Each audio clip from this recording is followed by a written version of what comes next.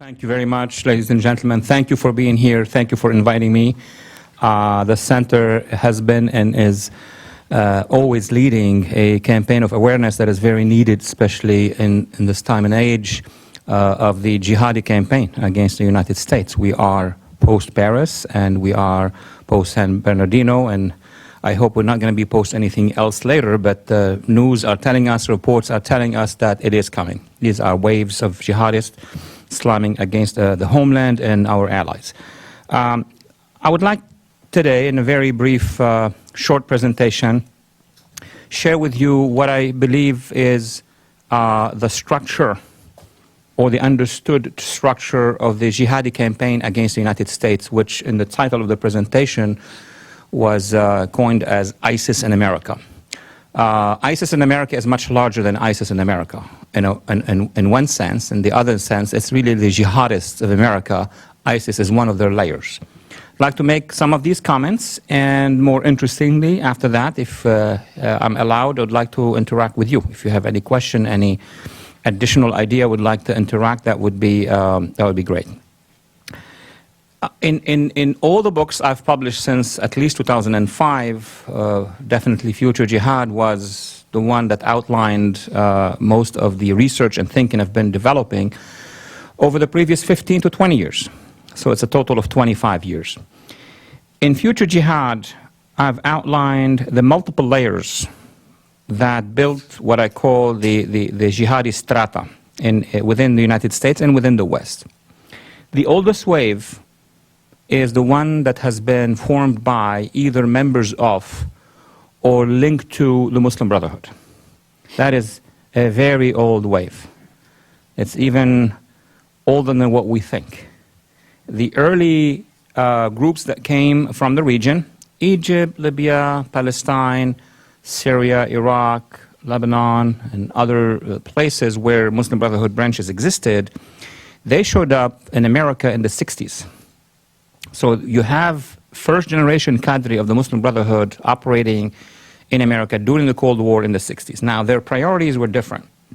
Their priorities during the Cold War were, number one, to be active against the Soviets and the communists, along with the other Islamist Sunni forces in the region, but because of that, to gain confidence and trust within the United States. So 60s, 70s, and even early 80s, that wave was able, and I'm choosing carefully my words, to penetrate the United States simply because they were in line with our strategic, at least foreign policy strategic direction. They were fighting against the Soviets in Afghanistan, meaning helping us, helping the agencies. They were lecturing at our colleges and universities and as well in that same direction. They, and that's very important, facilitated the spending of petrodollar amounts that were sent from the region, specifically after 1973. So it could put the whole picture together. You have cadre from the Brotherhood migrating to the States in the 60s, and in the late 70s, Gulf petrodollar amounts came to the United States. That's something that this audience knows very well, and the American public now is very aware of, and was invested in our campuses and in our think tanks and in an operation of information. All of that was in the direction that was not pushed back by the U.S. national security apparatus because it was in line with the Cold War thinking. Because many ask us, how come this penetration occurred for so long and it was not detected? It didn't have to be detected because it was in line. You remember the neo-Wahhabi, Muslim Brotherhood, Deobandi thinking was not seen by our national security thinking, at least till the early 90s, as one that is threatening. So the depth of Islamism, meaning Islamist network, not talking yet about the jihadists, is very deep. It's gone very deep. That's why it's omnipresent, not on campuses, but multiple generations of instruction and academia and research. They have embedded themselves in the academic body, and we know in America the academic body is very influential and communicates with the government body. This is where, I mean, from academia, you're going to have classrooms producing graduates. Those graduates will be influenced by the teaching. They will end up where? in the State Department. They will end up legislative assistant. They'll end up at VOA, at C-SPAN. So this is soft penetration. We're not talking yet about the violent structure. Now, that soft, large penetration created a web of Islamists that, after 9/11, played a specific strategic role.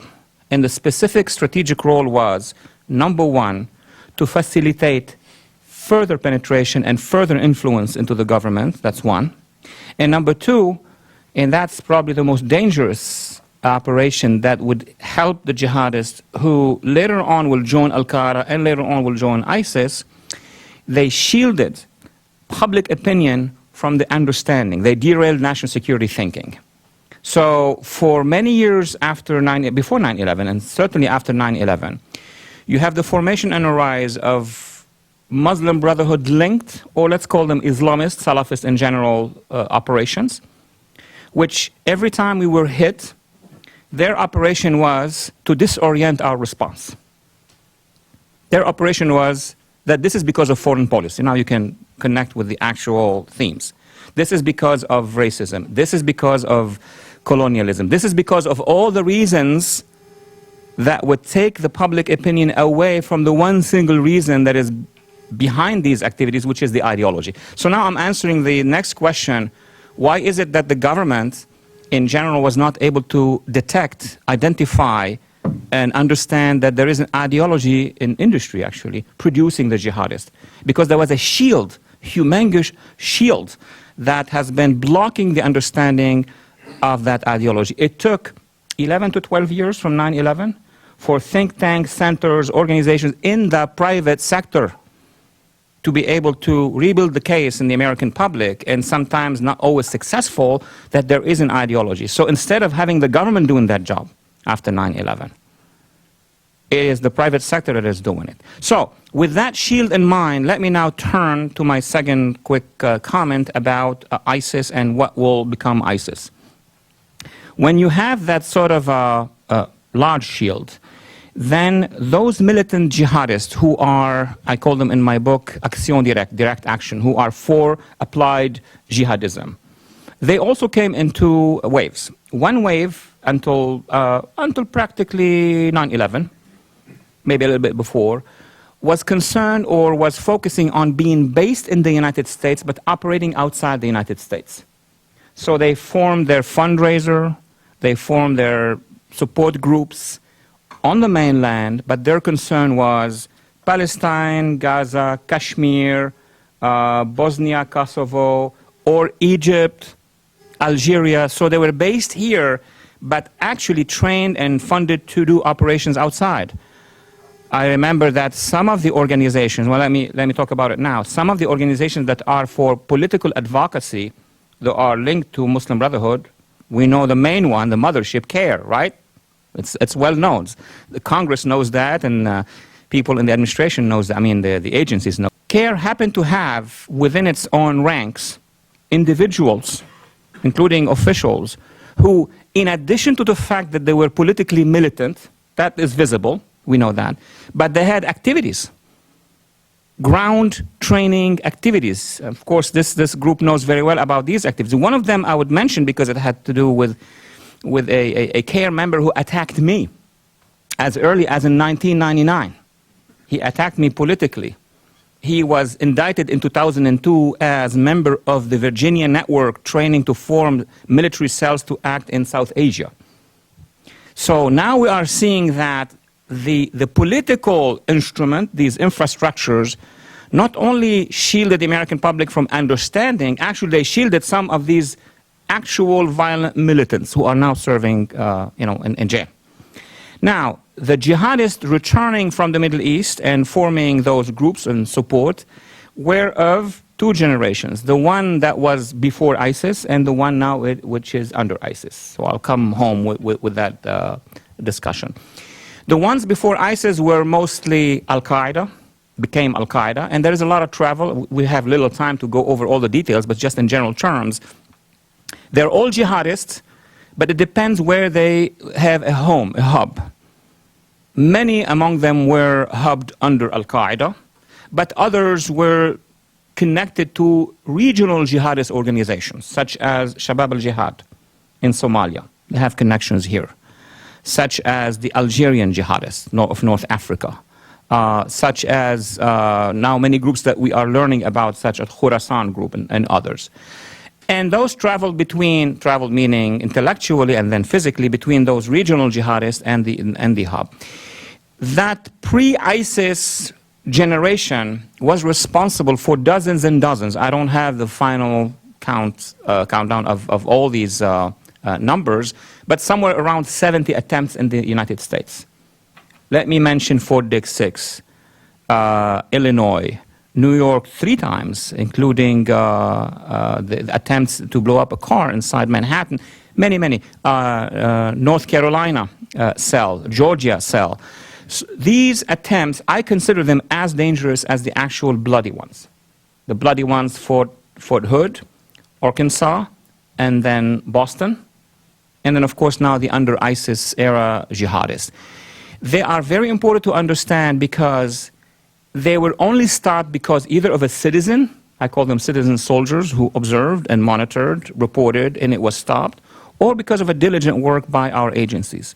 So a marriage between our agencies' work and a mobilization of our citizen is the real response, has demonstrated that it could be the real response. And now the French basically are following that path. The French were very resistant in having their citizens part of it. Now they are mobilizing under this government, which is very strange. So back to the states. The last generation, which is one of ISIS, is the most dangerous, the most lethal. Not because it has a different ideology. It's the same, absolute same ideology. It's the same goal, the establishment of the caliphate. It's the same strategy, weakening the West, weakening the United States to a point where we would withdraw from the region and allow this caliphate to rise. The only major difference is really psychological. They have demonstrated to all jihadists, or most of them, that yes, they were able to do it. They were able to establish actually a caliphate. The fact that there is an entity called ISIS in control of 1/3 of Iraq, 1/3 of Syria, into the Sinai, into around many spots around the world, with capacity of striking in Europe and in the United States, is by itself the mother of all recruiting energy. And many of the strikes that are being delivered now are aimed at demonstrating to other jihadists that yes, they can do it. So the strikes have one goal, which is to weaken the resolve of Americans to intimidate and terrorize. The other goal is to show with videos, with statements, with online, with Twitter, that we are conducting the war. We are striking them there, and their logic is they are striking us here. It's like between Nazi Germany and the Allies. They strike each other capitals, they strike, it is actually a full-fledged war. So now to my conclusion, because I'll be happy to engage on any question you have. How to respond to that? Obviously, we're not going to be able to have it in few minutes, but there are general directions I would like to propose, especially to this group. Number one, there is a major political work to be done, which is to pressure the administration, and I'm saying it very publicly here, to do a major change in its policy. You know, I can see the smiles of people who are hearing or viewing. But this is something that has to be done continually, even for the remainder, for the next year. And the administration should, this one, and now hopefully, obviously, the next one, begin from the beginning, from the top. That is to identify the ideology. And to, you know, we're not asking them to become philosophers and sociologists. Identify it very plainly what it is. And give the instructions in your bureaucracies, across the layers, to work based on the assumption that we are fighting an ideology. That would ease a lot of the problems we are encountering in the vetting process. Everybody talks about the vetting, but what is the vetting? Vetting basically is not just are you moving C4 or are you buying a AK-47. It's what's inside your head. Are you a Nazi? Are you a fascist? Are you a Bolshevik? Are you a Khmer Rouge? Or are you a jihadist? We don't have that one for the jihadists. All right, so that debate needs to happen first in Congress. I think Congress did a lot of work on it, but certainly at the administration. Second, the entire strata of what we call, at least in the executive branch, strategic communications agencies, all that has to be reformed. All of it. I know all of it, one by one, in every single department. Because over the past 7 years, I would even add the last 2 years of the previous administration, it has been completely diverted from where it should be. Strategic communications today are about apologizing for American actions, instead of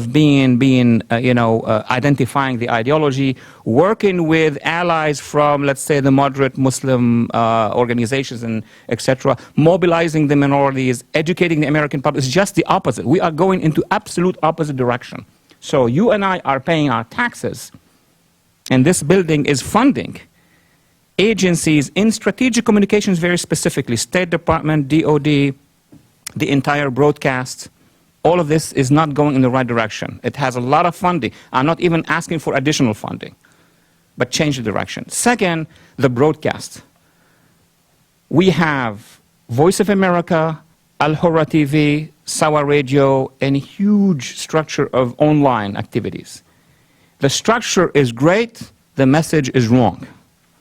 That needs to be changed. And this is not outside our realm, because sometimes when I brief or testify in Congress, I'm asked about what are additional things. And my answer to the lawmakers, we don't need additional things. We need to change the direction of what we have right now. And last, obviously, it's the law enforcement, counterterrorism, and the rest of the agencies dealing with the issue. We have to free them. They are not capable now in conducting a serious strategic way of handling the ISIS penetration. And I'm not talking about the ability of, I call it monitoring and espionage, but the ability of being able to act when they should act. There is a block. There is an obstruction, which is called, I mean, some call it a political correct. I don't think that's only the issue. It's to protect and shield that ideology. Every time we find indicators, let me give you the last example, and I'll turn it to you. In the last case of San Bernardino, a week later, we got the results of the investigation that woman has been posting jihadism material on Facebook. And I'm sure you and many other experts in town have been screaming for the last 10 years, this is where we should begin. If we can't identify the ideology and she posts something about the ideology, then we don't know what it is about. And if we do, there are instructions, political instructions coming from the administration. Whenever it's about ideology, do not go there. So now, if a posting is ideological before the act and we criticize it, we are called Islamophobic. Once the violence occurs and there are victims and the public is shocked, what do we call it? Oops, we did not pay attention that this was an indication to terror or to violence. So this is just one tiny example of why the change is needed, absolutely, to be able to detect the very large network of jihadists among us. And I'd like to thank you very much for this opportunity. I'll be very happy to engage with you. I happened to catch Stephanopoulos this week, and they had CARE on to explain their reaction to future President Trump and his proposals. So I'm just kidding with that. I'm not endorsing him. Quoting. Anyway, the question is, they didn't do their journalistic duty in talking about CARE's background. They took them on their surface as though they were a civil rights organization for Muslims. The question is two parts. First, because you know them so well, what can we do to make sure that George Stephanopoulos actually feels obligated to identify the past of the organization, even if he's going to bring them onto the show? And secondly, from what you know about CARE, what is their true reaction, not what they say on TV, to ISIS and the internal divisions within our Islamic foes? Is there a way to exploit them? And are groups like CARE really secretly cheering for them, or are they actually working? Do the rivalries within the jihadist community trump their desire to see the United States embarrassed? Thank you. In addressing the issue of CARE, I'd like to go half of the planet away to UAE. Now we are after the UAE, we're not before the UAE. The only country that actually put CARE on their list of terrorism, but with motives and specific reasons, because Egypt and UAE and other countries have put the Muslim Brotherhood, which is the mothership. But the UAE put actually this organization. And to begin with, since this is an important debate, number one, we should pressure our government, the administration, to actually engage in investigating why CARE is on the UAE. It's a partner, it's an ally in a war against terror. Why? All we need as citizens is to actually get from the UAE officially the manifesto, the reasons for why CARE is on their terror list. That alone is 50% of the issue. That's number one. Number two, in my assessment, I look at CARE based on their statements, based on their linkages, based on who funded them, based on a variety of matters, all of which are public, as a structure that provides influence and acquires influence on behalf of the Muslim Brotherhood strategies in the region. So on the ground in the region, you would find that CARE will support any organization the Muslim Brotherhood would support. If you go to Syria, they're not going to be supporting ISIS. They will be supporting what they call the Islamist rebel moderates, which boils down to jihadists. And so is the case. CARE supports Nahda in Tunisia. CARE support. Now, inside CARE, that's the official policy of CARE. Inside CARE, you have individuals and militants who could and have, as I gave the example, connect with non-Muslim Brotherhood, even far jihadists than the Muslim Brotherhood. And these are the cases that we looked at. This does not mean that the organization is in cahoot with ISIS, but it embeds individuals who are in connection, as we saw. Third, we realized that in many of the cases that we have uncovered, those who were active, bloody, and those who failed, many of the cases, you will see individuals linked to this case scanning online and going repetitively to either CARE's website or to Muslim Brotherhood affiliated websites. Am I inventing? No, this is actually public information. It's Googleable. So for all these reasons, CARE has to be addressed by the executive branch. Number one, a foreign country put them on a terror list. We need to know why. Number two, members of CARE have had connections. Our Justice Department showed that in many instances. And thirdly, it's the other way around. Jihadists who have been operational have been visiting. That may not be indictable, visiting the sites, but that is also very important for our public to know. Oh. U.S. Representative Loretta Sanchez recently got in a lot of hot water with her constituents and others for making a statement that were probably 5 to 20% of the Muslims in the United States that have been radicalized. In my Washington Times essay, I point out that there are about 3.5 million Muslims in the U.S., and FBI Director James Comey has ongoing investigations in all 50 states. I'm wondering, do you or anybody else here have a handle on how many Muslims are indeed radicalized in the U.S.? Because we saw what two people could do, the carnage. It's a very difficult question, very complex. I'll try to oversimplify the best way I can.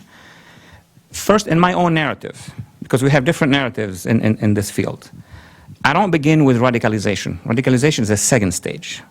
In my view, in my research, the first stage is indoctrination. You cannot radicalize an individual over issues, meaning there's a bad foreign policy, I'm going to go blow up towers. It doesn't happen like that. There is one common denominator to all jihadists that extends to all Islamists. That's why there's this confusion in the research, which is indoctrination. What does indoctrination mean? It means that an individual is now looking at the world from the prism of Salafism, of Islamist Salafism. That's very wide. Now the numbers could apply. 10%, 15%, 8%, and you get all these large numbers and people are shocked. But in the Arab world, that's not shocking. I mean, these numbers between 2 and 10% are the average of people who have been indoctrinated or sensitive to or follow the prism of Salafism, Islamism. But there is a distance between that and becoming a jihadist and an active terrorist.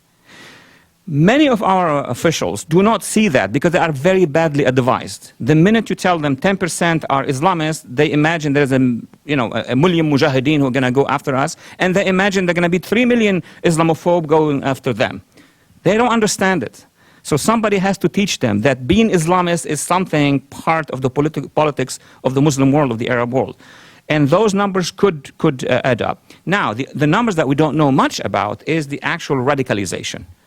Who has been radicalized? That goes a little bit smaller in size. And among the radicalized, who actually was induced to take action, and then the cone becomes very limited. So you go from the hundreds to the thousands to the hundreds of thousands and to more. That's how I see those issues. What can be done? Do you have any thoughts as to what can be done to address the indoctrination and/or radicalization process going on in the mosque here in America, either at a federal or state level? Under this administration, to be very frank and direct, I don't think we can do much about it because there is a policy to shield the active social world where these ideas are clashing from any action by government.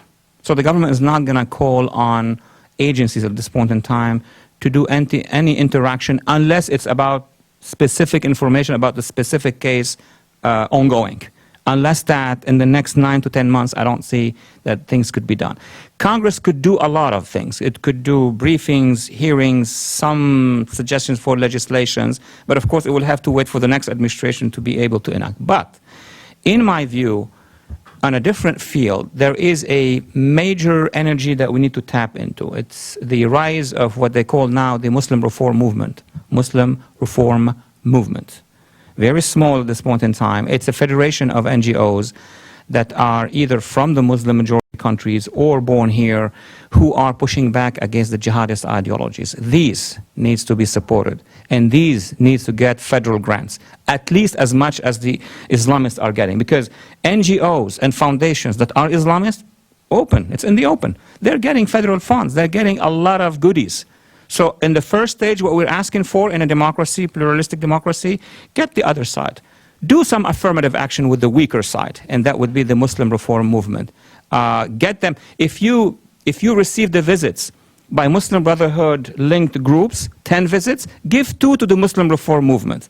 I mean, we're gonna address the government as citizens, and this is our rights to demand that. You are giving those grants to the Muslim Brotherhood people. Give grants to the Muslim Reform Movement.